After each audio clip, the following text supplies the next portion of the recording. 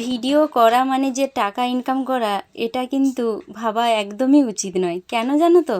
আমি প্রথম যখন ভিডিও করতাম তখন এটাই ভাবতাম যে আমি টাকা ইনকাম করব, আমার সব দুঃখ কষ্ট সব কিছুই দূর হয়ে যাবে আর সব কিছুই আমার সুন্দর চলবে। এটা কিন্তু আমার ভুল ধারণা ছিল। যাই হোক, জয় শ্রীকৃষ্ণ, রাধে রাধে, হর হর মহাদেব। আমাদের বাড়ির পাশে জল ঢালা হয়েছিল, জল ঢালতে এসেছিলাম আমি, আমার ছেলে, আমার দিদি, আমার দিদির মেয়ে, চারজনে মিলে এসেছিলাম। তো ভিডিওটা পুরো দেখো কেমন লাগে, আর আমার কথাগুলো শুনো, কথাগুলো ভুল বলছি না, ঠিক বলছি। 1 বছর আগে কিছু প্রিয় মিষ্টি বোনেদের সঙ্গে দেখা হয়েছিল একটা পুজোর মাঠে। আজকের হঠাৎ করে সেই বোনটা আমাকে চিনতে পেরে বলল, দিদিভাই কেমন আছো, ভালো আছো? এই কথাটা শুনে আমি চমকে গেলাম। আমিও বললাম হ্যাঁ ভালো আছি। তারপরে বললাম যে তুমি কে বলো তো, আমি তো তোমাকে চিনতে পারছি না। তখন সে আমাকে দাঁড়িয়ে গেল, দাঁড়িয়ে গিয়ে আমাকে বলল যে পুজোর মাঠে দেখা হয়েছিল, মনসা পূজা আমাদের এখানে হয়, তো সামনেই মনসা পূজা আছে, পুরো 1 বছর পরে আমার সঙ্গে দেখা হলো, কথা হলো। এই যে ভালোবাসার মানুষগুলা সত্যি অসাধারণ, এদেরকে কখনো ভুলাই যাবে না। আর জীবনে এটাই ভগবানের কাছে প্রার্থনা করব, এইভাবে যেন সবাই আমাকে ভালোবাসা দেয়। আমার ইনকাম চাই না, আমি চাই আমার নাম, আমার ভালোবাসার মানুষগুলাকে পেতে।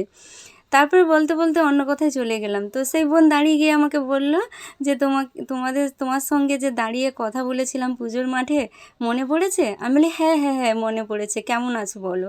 সেও বলল ভালো আছে, আমিও বললো ভালো আছি। বলে আমি তো তোমাকে প্রতিদিন দেখি। আমি বলি, কোথায় দেখো, তুমি কি ভিডিও দেখো? না হ্যাঁ, আমি তোমার প্রতিদিন ভিডিও দেখি।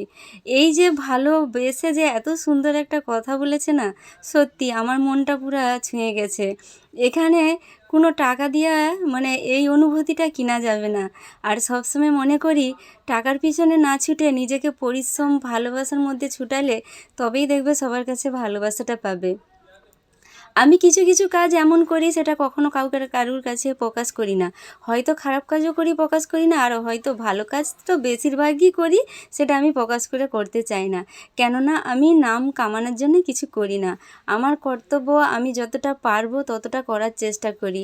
হ্যাঁ, নিজের যতটুকু সামর্থ্য আছে ততটুকুই লড়াই করার চেষ্টা করি। কিন্তু অন্য কারুর নিয়ে বা অন্যের সঙ্গে অন্যের জিনিসটাকে জোর করে কাড়িয়ে নেব, সেটা আমি কখনো ছোটোবেলা থেকে শিখিনি। নিজের সব কিছু দিয়ে দেবো ঠিক আছে, কিন্তু অন্যের জিনিস নিতে আমার জন্য বিবেকে বাঁধে।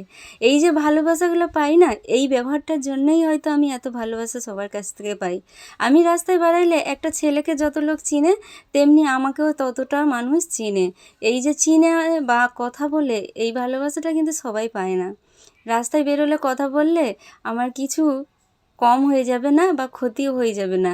রাস্তাতে চলে যাচ্ছি, কেউ বলছে দিদিভাই ভালো আছো, কেউ বলছে বৌদি ভালো আছো, কেউ বলছে কাকিমা ভালো আছো, কেউ বলছে জেঠিমা ভালো আছো। আমার কাছে ছোট বড় সবাই সমান। এই যে ভালোবাসার মানুষগুলা যে এত সুন্দর ডাক শুনি না, শুধুমাত্র এই সোশ্যাল মিডিয়ায় ভিডিও পোস্ট করি বলে, আর তোমাদের সঙ্গে কথা বলি বলে। সবাই কিন্তু ঘরের মধ্যে থাকলে এই ভালোবাসাটা পাবে না। হ্যাঁ, তাদের হয়তো বাড়ির লোকজন সব কিছু করে দেয়, এই জন্য বাড়ি থেকে বেরোতে হয় না।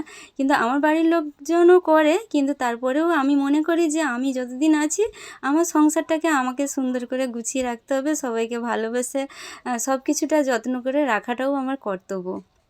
একটা ছেলে সারাদিন বাইরে কাজ করে আসবে, তারপরে আবার এসে বাড়ির বাজার হাত দায়িত্ব সব কিছু যদি তার মাথায় থাকে, সে কোন দিকে সামলাবে, অনেকটাই চিন্তা মাথায় থাকবে।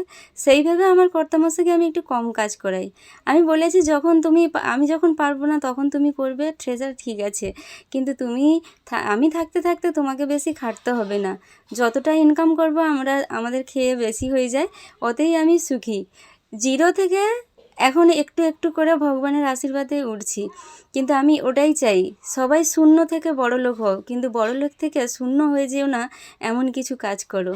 তো সবাই ভালো থাকো, সুস্থ থাকো। সবার কাছে একটাই অনুরোধ থাকবে, তোমরা যে আমাকে এত ভালোবাসা দিচ্ছ, এটা আমার কাছে সবচেয়ে বড় পাওনা, ভগবানের আশীর্বাদ, আমার গোপু সোনার ভালোবাসা। আর কৃষ্ণকালী মায়ের কাছে যদি না যেতাম, তাহলে এত মনের সাহস, এত মনের জোর পেতামই না, এটা আমি সবসময় বলবো। মা যদি আমার ভিডিও দেখে থাকো বা আমার ভিডিও তোমার সামনে যায়, অবশ্যই তুমি একটু হলেও আমাকে আশীর্বাদ করো, আমি যেন এইভাবে মনে জোর পাই সব কিছুটা সামলাতে পারি, এটাই আশীর্বাদ করো তোমরাও।